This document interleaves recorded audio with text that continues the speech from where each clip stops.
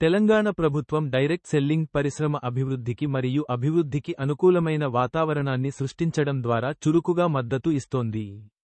ఇది రాష్ట్ర నిర్దిష్ట మార్గదర్శకాలను రూపొందించడం మరియు స్థిరమైన పర్యావరణ వ్యవస్థను ప్రోత్సహించడం, ముఖ్యంగా యువత మరియు మహిళలకు ఉపాధి కల్పన, స్వయం ఉపాధి అవకాశాలు మరియు ఆర్థిక వృద్ధి కోసం పరిశ్రమ యొక్క సామర్థ్యాన్ని రాష్ట్రం గుర్తిస్తుంది. డైరెక్ట్ సెల్లింగ్కు తెలంగాణ మద్దతు యొక్క ముఖ్య అంశాలు: 1. అనుకూలమైన వ్యాపార వాతావరణం.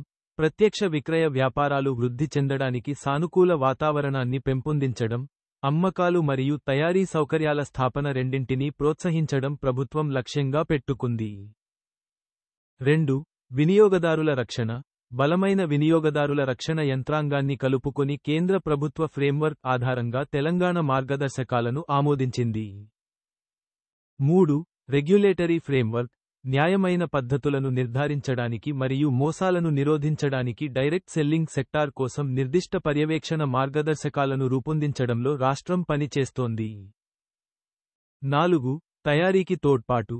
స్థానిక ఉత్పత్తి మరియు ఉపాధిని పెంపొందిస్తూ రాష్ట్రంలోనే తయారీ యూనిట్లను ఏర్పాటు చేసేందుకు ప్రభుత్వం డైరెక్ట్ సెల్లింగ్ కంపెనీలను ప్రోత్సహిస్తోంది. 5.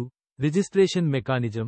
డైరెక్ట్ సెల్లింగ్ ఎంటిటీల కోసం రిజిస్ట్రేషన్ ప్రక్రియను సులభతరం చేయాలని Indian direct selling association (IDSA) రాష్ట్ర ప్రభుత్వాన్ని కోరింది. 6. కాన్క్లేవ్లు మరియు industry engagement. Telangana direct selling conclave వంటి ఈవెంట్లు పరిశ్రమ యొక్క భవిష్యత్తును చర్చించడానికి మరియు ఉత్తమ అభ్యాసాలను ప్రోత్సహించడానికి వాటాదారులను ఒకచోట చేర్చుతాయి. మరియు 7. సహకారాల గుర్తింపు.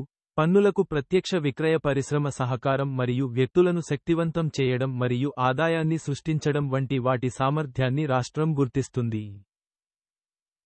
ప్రభుత్వ కార్యక్రమాల ఉదాహరణలు: 1. Telangana direct selling guidelines order 2017. ఈ ఆర్డర్, కేంద్ర మార్గదర్శకాల ఆధారంగా, డైరెక్ట్ సెల్లింగ్ మరియు మల్టీ లెవెల్ మార్కెటింగ్ని నియంత్రించడానికి ఫ్రేమ్వర్క్ను అందిస్తుంది. 2. పరిశ్రమ కార్యక్రమాల్లో చురుగ్గా పాల్గొనడం. తెలంగాణ డైరెక్ట్ సెల్లింగ్ కాన్క్లేవ్లో ఉన్నత స్థాయి అధికారులు హాజరు కావడం ఈ రంగంపై ప్రభుత్వ నిబద్ధతను తెలియజేస్తుంది. మరియు 3. డిజిటల్ ట్రాన్స్ఫర్మేషన్పై దృష్టి పెట్టండి. ప్రభుత్వం ప్రత్యక్ష విక్రయం యొక్క భవిష్యత్తులో సాంకేతికత పాత్రను గుర్తిస్తుంది మరియు దాని స్వీకరణను ప్రోత్సహిస్తుంది.